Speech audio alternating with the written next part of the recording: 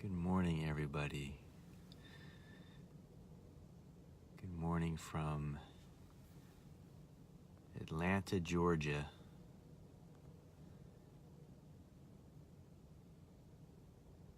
Good morning from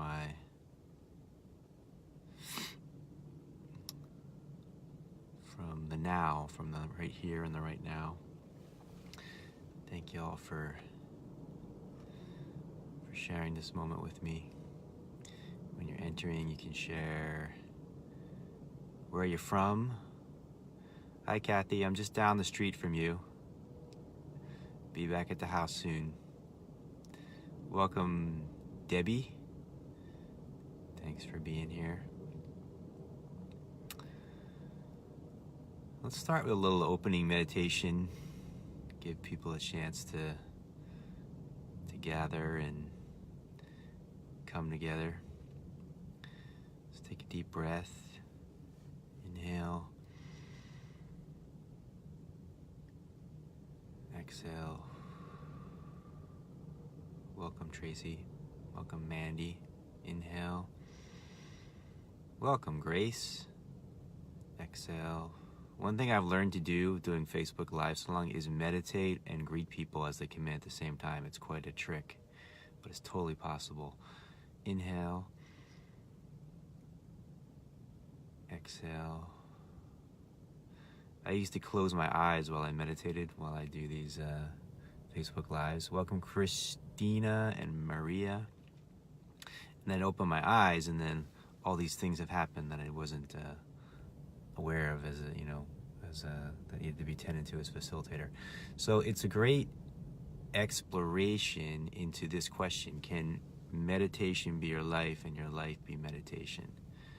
Right? And that's really the intention of where we want to be. Welcome, Susie. There's this sense that meditation is something separate from your life, and you need to have a quiet space that's really still, where nothing's happening and nothing's moving, and then you can find some peace, and then you go back out into your world, which is chaos, which is chaos and noise and confusion and so forth. And the question is, can those two things, Cape Town, South Africa, beautiful, wonderful. I have never been to South Africa. I would like to soon. Can these two things come together as one? Welcome, Mary. Can these two things come together as one? Can meditation be your life and life be your meditation? That's really the inquiry. That's really the exploration, right? It's not something, oh yes, oh no, yes, no. It's not, I'm not looking for someone to just give me a verbal answer. The inquiry is, can you explore that? Can you explore that in your life? And can those two become one, where moving through your day is a form of meditation, right? So you're exploring the arising and falling of your thoughts, your feelings, your sensations, your experiences, and you're noticing what's here with a sense of presence with the moment. When your life becomes your meditation, then it's all done. I'm not exactly sure what you mean by that, but maybe it's all done, maybe it's all beginning, maybe it all never even happened, right? So it's like there's all these ideas, there's these beliefs, these ideas and theories and ideologies and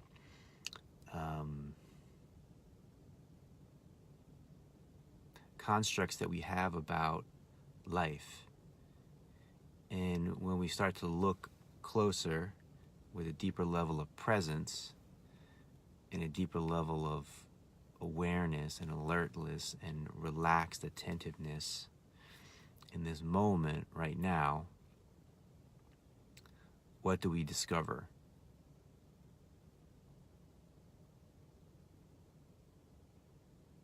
Ourself. We discover the truth of who and what we truly are. Hey, Melissa.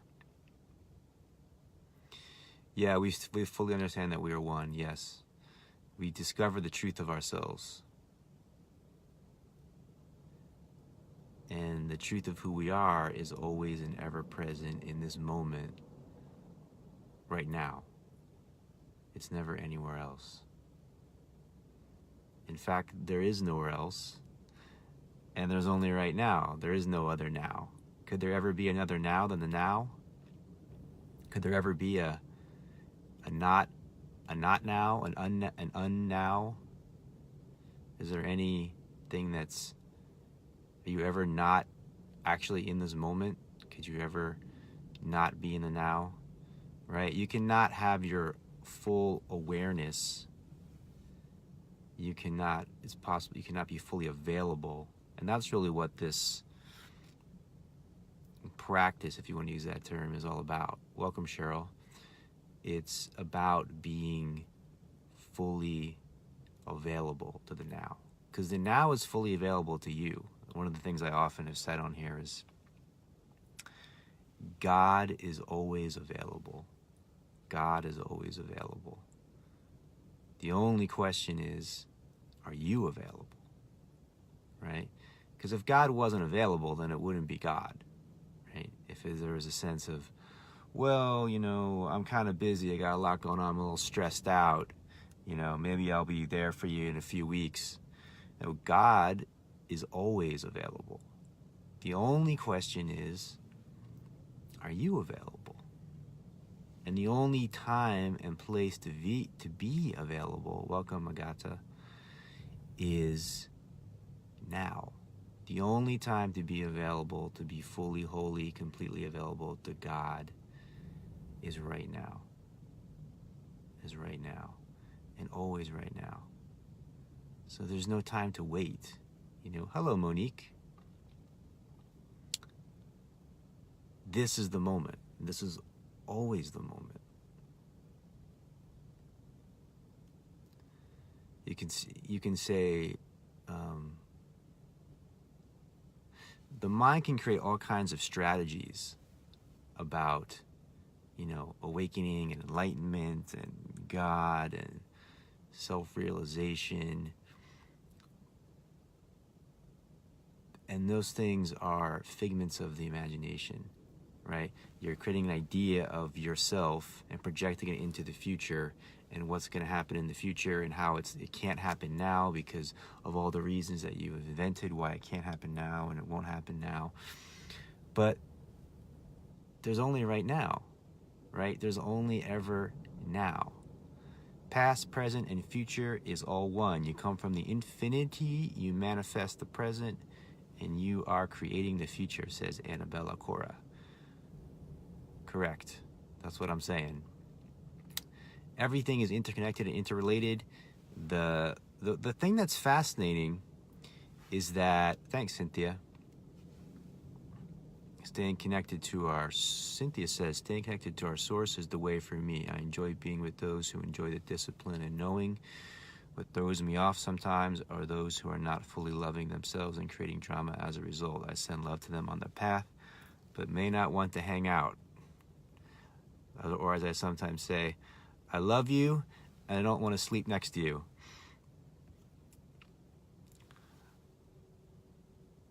So one of the things that's fascinating is that,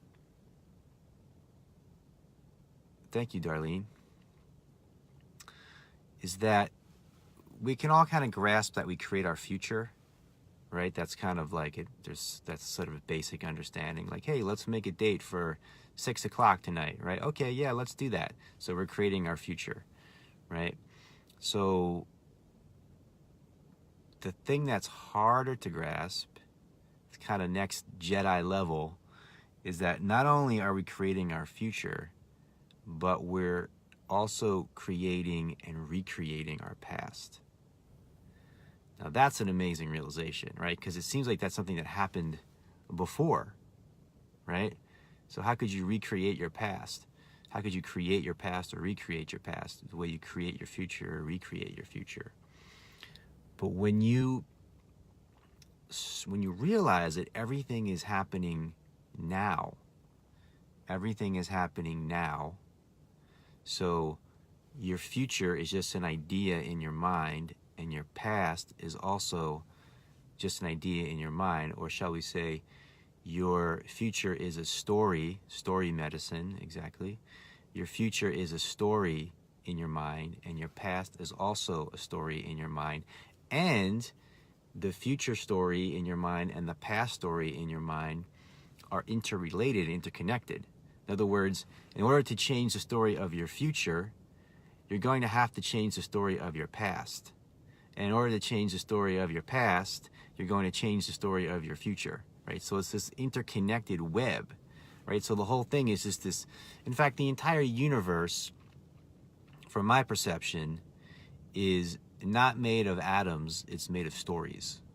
The entire universe is made of stories. The entire imagination of our future and the imagination of our past is made of the story. It's made of stories, a web of like infinite interconnected stories. This stories that, so that's the other fascinating thing, is when you change one story, there's this domino effect where you're changing all these other stories, that because the story doesn't add up with that story, right? So that's why we say, this is why this great empowerment comes of, when I change myself, I change the world, right? Because when I change my story, when I let go of the disempowering stories that I unconsciously identified with, and empower myself to connect with an empowering, conscious, created story, when I author my own story, then I'm also changing the story of humanity, right? I'm changing the story of the human condition. So if I can somehow miraculously, magically transform, awaken myself, if I can free myself, right? If I can discover a sense in this world of immense suffering, if I can discover a sense of inner peace, a little bit of a sense of inner peace, a little bit of a sense of freedom, a little bit of a sense of love, and I can discover that and realize it, then I can share that with others, right? So I'm changing the human condition because I'm a human being. So when I awaken within myself, that is the best way, and I would say really it's the only way to change the world, to transform others. There's lots of other things that can be done, politically, socially. There's a truck coming by here right now to the left. Hello, truck. That can be done to transform the world on a practical level.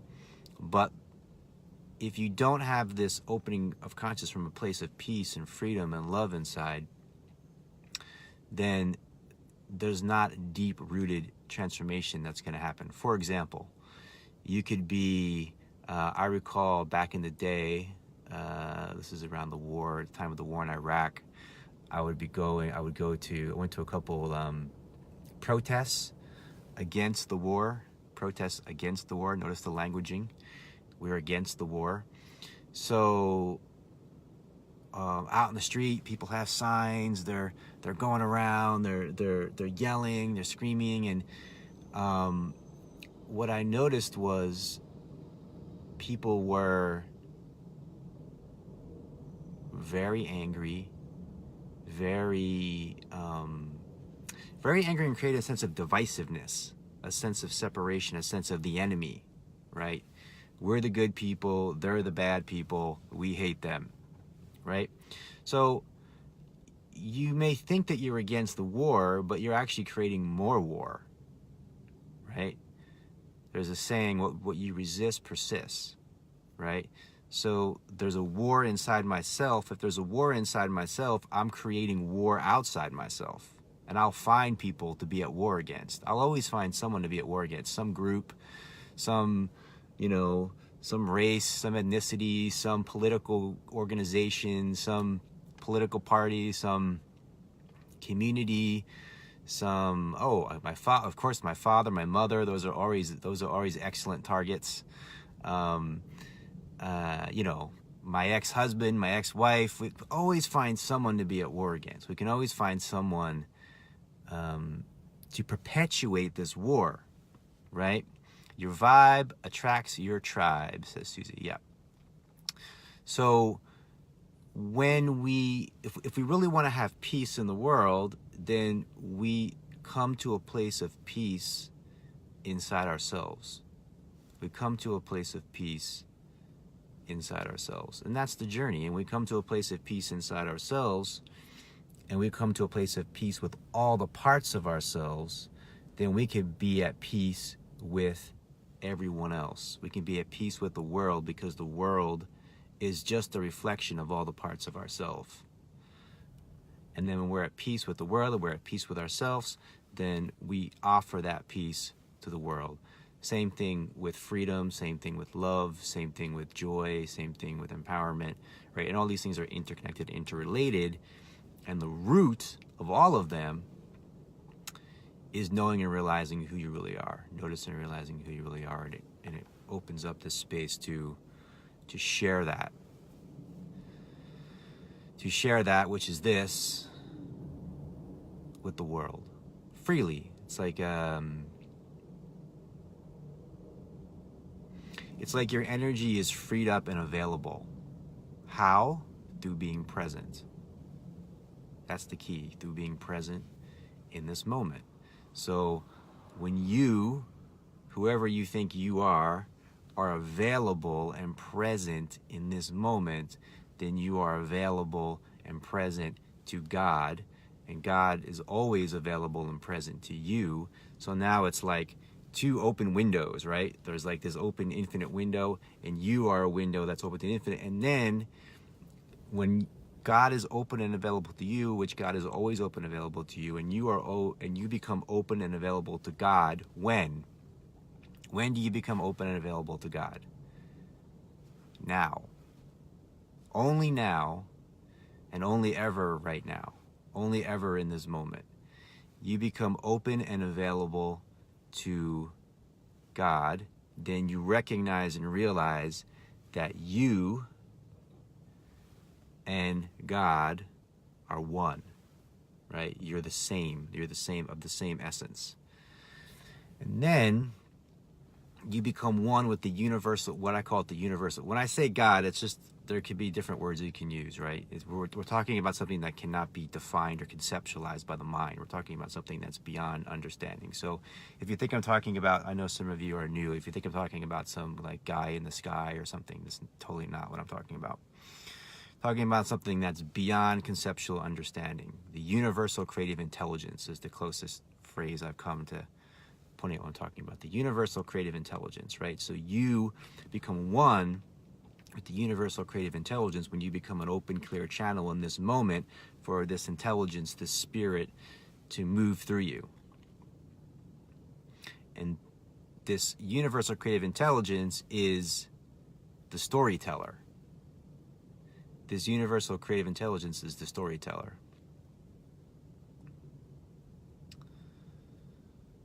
And when you realize that this universal creative intelligence is the storyteller, and this universal creative intelligence is you, then you are creating the stories of the future, and you are creating the stories of the past, and you are creating the story of yourself, and you're creating the story of others. And so you follow what I'm saying? It's like it's a story creation.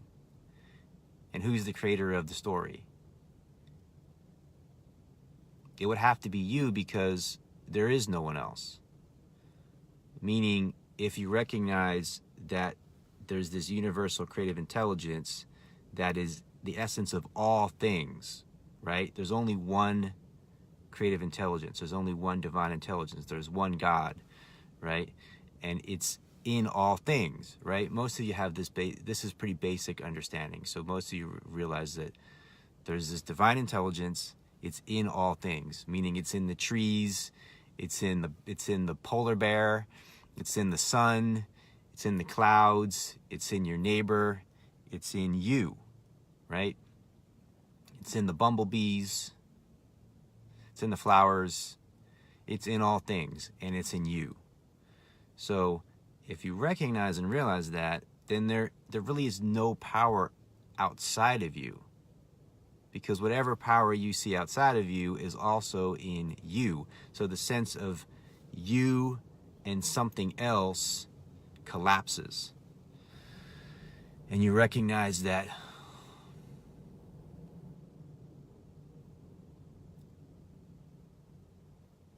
as I was saying in the podcast the other day, I am that. I am that. You recognize that what you see is, there's a line from the song I'm thinking of. What you see is what you are, and what you are is beautiful now. That's a song from like the 90s. What you see is what you are, and what you are is beautiful. Now, this beauty includes everything. So when I say beauty, it's like watching a beautiful movie. You know, you watch a really beautiful movie, a great movie, but the movie includes sadness, it includes happiness, it includes drama, it includes adventure, it includes action, it includes pleasure, it includes pain. It takes you through this wide range of emotions and feelings and sensations and experiences, and then at the end you go, wow, that was like an amazing movie. That was incredible, right? Welcome, Rebecca. So that's the life that we want to live, right? It doesn't mean you're just having this narrow range of emotion or feeling or sensation. You're having the full range, a wider range of emotion and feeling and sensation. But there's a sense that it's all coming from the same essence, right? So because it's all coming from the same essence, which is you, which is the I am consciousness, then you don't have the level of fear or separation. It's like a play, it's like a dance, it's like a dream. It's like, in the East they would call it an illusion, right? All these different reflections, these various, diverse reflections of the one divine, infinite self, which is you.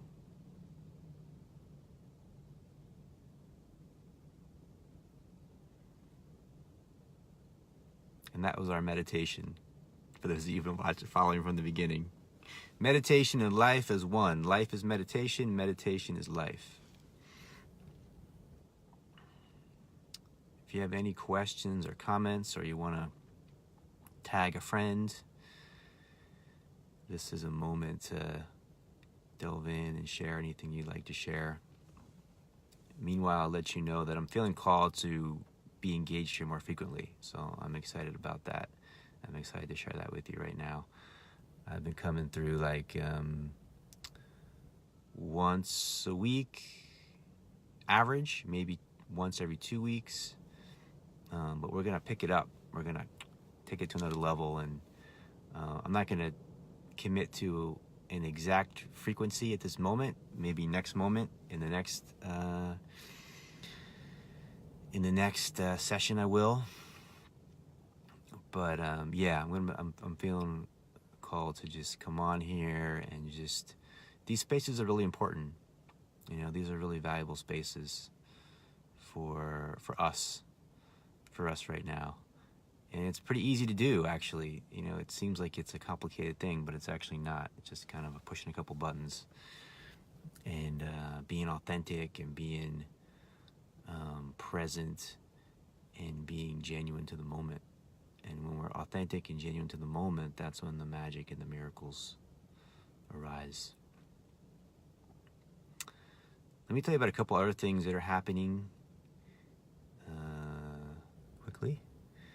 If you want to delve in deeper, I have a private group on Facebook, which is called The Secret Glow. And maybe I'll share a link of that when we're complete here. Or you can just look on my page, Welcome John, and you can find it. It's on the top of my feed right now. So that's a great group where we dive in deep every Wednesday, and we have a core group of people from around the world that we've been delving into, helping people in a personal way to achieve their self-actualized dreams beyond the sense of limiting beliefs, and realize who they really are, and realize to live from that higher self. So it's a really sweet space to make breakthroughs in your life, and I support people there. on a deeper level there. And then I have my personal coaching practice, and I'm offering a complimentary coaching session, a free coaching session, personal 101 phone call with you. So all you have to do is let me know you want that. And you can private message me and say you want a complimentary coaching session, a free coaching session, and we'll make that happen. That's been really powerful. That's something I've been doing for over 10 years with people. And that's been powerful. And then we had the public retreats, because you got to get in person with people sometimes and come together, and there's something really powerful about coming together in the physical, in space together, in somewhere that's really beautiful, and somewhere where you can get away from your normal routine. So we have a New Year's retreat in North Florida with John and Kathy. I think Kathy might still be on here, perhaps. And that's going to be really great. We still have a few spots left for that. This is our second annual retreat, and it's a really powerful way to start the new year. And then we have a retreat in Italy, a 7-day retreat in Italy at the end of June, which you are invited to. There's some spots left for that. There's 2 silent retreats. If you've never been on a silent retreat, well, maybe you should. Something powerful about just kind of zipping it up and having nothing you need to do, nothing that needs to be done, and just allowing yourself to renew,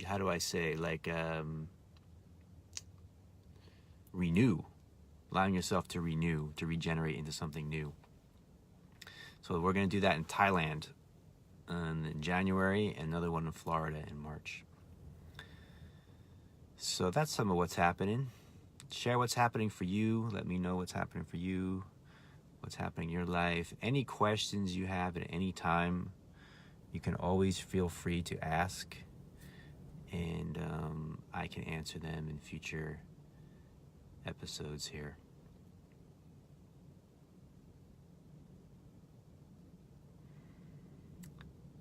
Welcome, Hamat.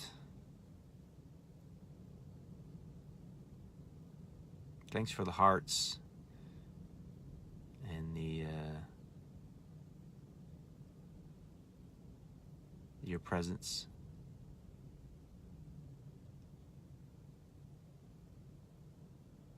There's something really powerful about when people are in a unified field together of shared presence.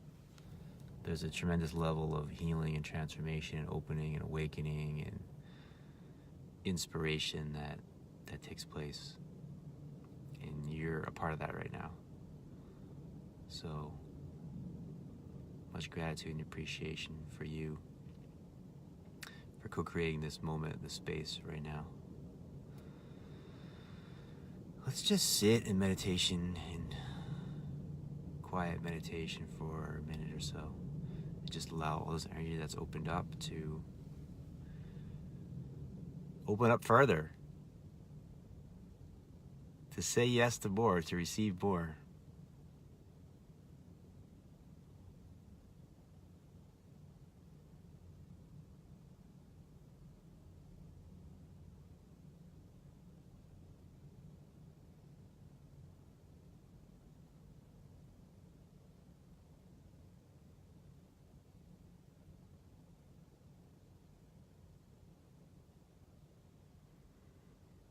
Let's take 3 deep breaths together. Inhale. Exhale. Inhale. Exhale. Inhale. Exhale.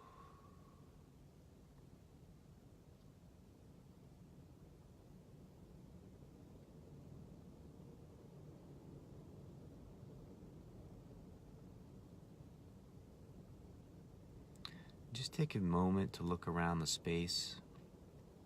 Notice if things feel more alive, vibrant, present, colorful, here and now. Welcome to a deeper here and now. Thank you all so much for being here again, and I will see you